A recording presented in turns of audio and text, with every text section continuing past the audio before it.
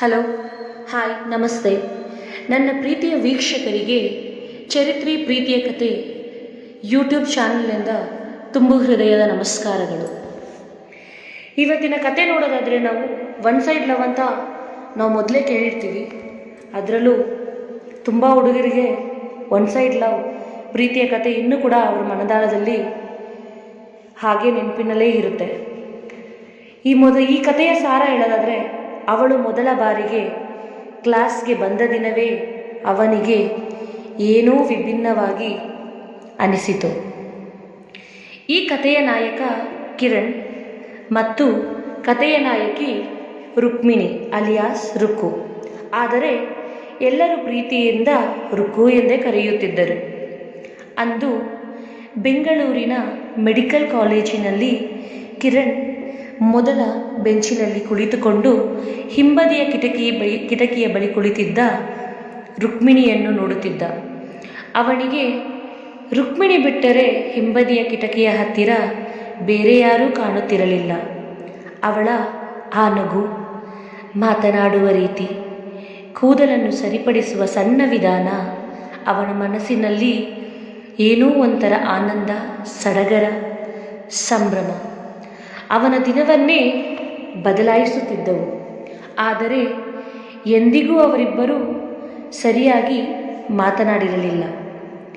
ಕಿರಣ್ ಪ್ರತಿದಿನ ಅವಳಿಗೆ ಕಾಲೇಜಿನ ಗೇಟಿನ ಬಳಿ ಕಾಯುತ್ತಿದ್ದ. ಕೆಲವೊಮ್ಮೆ ಅವಳು ಬರುವುದು ತಡವಾದರೆ ಮೊದಲನೇ ಮಹಡಿಯ ಕ್ಲಾಸ್ ರೂಮಿನ ಬಾಗಿಲ ಬಳಿ ಬಂದು ಸಹ ಕಾಯುತ್ತಿದ್ದ. ಅವಳು ಬಂದಾಗ ಅವನಿಗೆ ಅವಳನ್ನು ನೋಡಿ ಹಾಯ್ ಎಂದು ಹೇಳಲು ಸಹ ಸಂಕೋಚ. ನಂತರ ಕ್ಲಾಸ್ ರೂಮಿನ ಒಳಗೆ ಹೋಗಿ ಕುಳಿತುಕೊಂಡು ಅವನು ಅವಳನ್ನೇ ನೋಡುತ್ತಾ ತನ್ನ ಸ್ನೇಹಿತರ ಜೊತೆ ಮಾತನಾಡುತ್ತಿದ್ದ. ಪ್ರತಿದಿನ ಊಟದ ಸಮಯವಾದರೆ ಎಲ್ಲರೂ ಕ್ಯಾಂಟೀನಿಗೆ ಹೋಗುತ್ತಿದ್ದರು. ಆದರೆ ಕಿರಣ್ ಮಾತ್ರ ರುಕ್ಕುವನ್ನು ಹಿಂಬಾಲಿಸಿ ರುಕ್ಕು ಎಲ್ಲಿಗೆ ಹೋಗುತ್ತಾಳೋ ಅವಳ ಹಿಂದೆಯೇ ಹಿಂಬಾಲಿಸುತ್ತಿದ್ದ.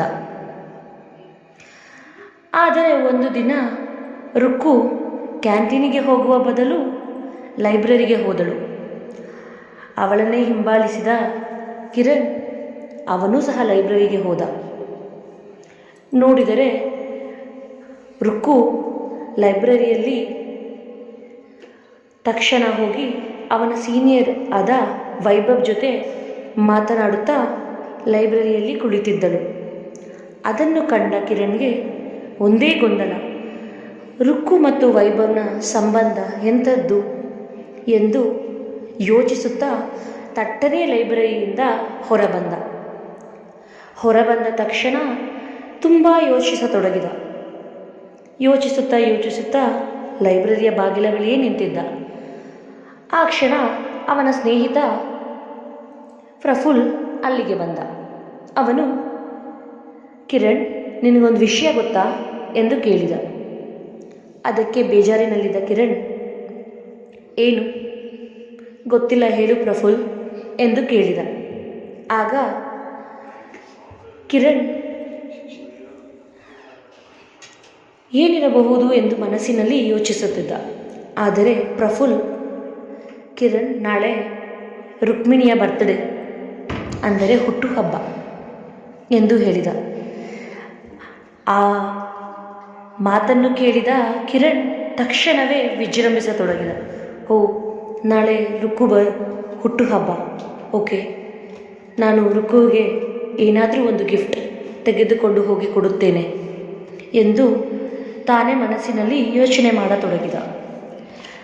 ಮಾರನೆಯ ದಿನ ಒಂದು ಗಿಫ್ಟ್ ತೆಗೆದುಕೊಂಡು ಕಿರಣ್ ಅನಾಮಿಕನಾಗಿ ಬಂದು ಅವಳಿಗೆ ತಿಳಿಯದ ಹಾಗೆ ಅವಳ ಜಾಗದಲ್ಲಿ ಗಿಫ್ಟ್ ಇಟ್ಟು ಹೊರಟು ಹೋದ. ಇದನ್ನು ಗಮನಿಸಿದ ಪ್ರಫುಲ್ ಕಿರಣ್ನ ಬಳಿ ಬಂದು, ಮಗ, ನೀನು ಇವಳನ್ನು ಎಷ್ಟು ಪ್ರೀತಿಸುತ್ತೀಯ, ಹೋಗಿ ಹೇಳಿಬಿಡು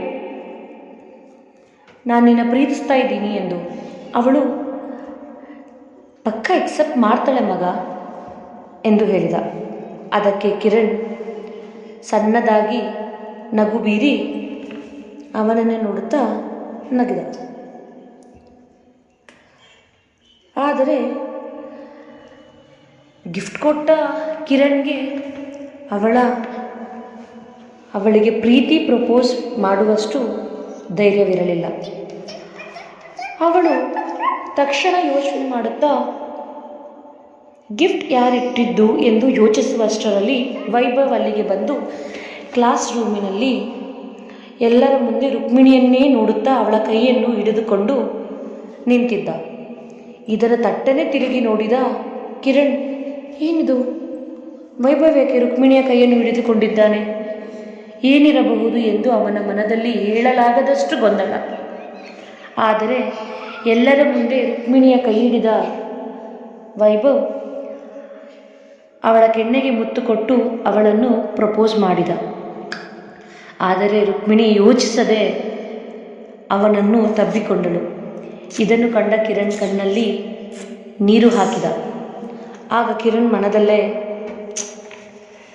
ಅಯ್ಯೋ, ರುಕ್ಮಿಣಿಗೆ ಗಿಫ್ಟ್ ಕೊಟ್ಟಿದ್ದು ನಾನೇ ಎಂದು ಹೇಳಿರಬೇಕಾಗಿತ್ತು, ಹೇಳಲಿಲ್ಲವೇ ಎಂದು ಮನದಲ್ಲಿ ಯೋಚಿಸುತ್ತಾ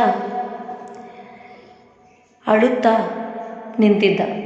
ಇದನ್ನು ಕಂಡ ಕಿರಣ್ನ ಸ್ನೇಹಿತ ಪ್ರಫುಲ್, ಕಿರಣ್, ನಿನಗೆ ಆಗಲೇ ಹೇಳಿದ್ದೆ ನಾನು, ಹೋಗಿ ನಿನ್ನ ಪ್ರೀತಿಯನ್ನು ರುಕ್ಮಿಣಿಯ ಬಳಿ ಹೇಳು ಎಂದು, ಬಟ್ ನೀನು ಹೇಳಲಿಲ್ಲ. ಆದರೆ ಕೊನೆಯದಾಗಿ ಕಿರಣ್ ತನ್ನ ಸ್ನೇಹಿತನಿಗೆ, ಪ್ರಫುಲ್, ಕೆಲವು ಪ್ರೀತಿಗಳು ಗೆಲ್ಲೋದಿಲ್ಲ, ಆದರೆ ಜೀವನ ಪೂರ್ತಿ ಮರೆಯಲಾಗದ ಕಥೆಯಾಗಿ ಬಿಡುತ್ತದೆ ಎಂದು ಹೇಳಿದ. ಇದು ಬೆಂಗಳೂರಿನ ಮೆಡಿಕಲ್ ಕಾಲೇಜಲ್ಲಿ ಓದುವ ಕಿರಣ್ ಎಂಬ ವ್ಯಕ್ತಿಯ ಒನ್ ಸೈಡ್ ಲವ್ ಅಂತ ಹೇಳ್ಬೋದು. ನಿಮಗೆ ಈ ಕತೆ ಇಷ್ಟವಾದರೆ ಶೇರ್ ಮಾಡಿ, ಸಬ್ಸ್ಕ್ರೈಬ್ ಮಾಡಿ, ಲೈಕ್ ಮಾಡಿ. ಇಂತಿ ನಿಮ್ಮ ಪ್ರೀತಿಯ ಮನೆಮಗಳು ಮಾಡುವ ತುಂಬು ಹೃದಯದ ಧನ್ಯವಾದಗಳು.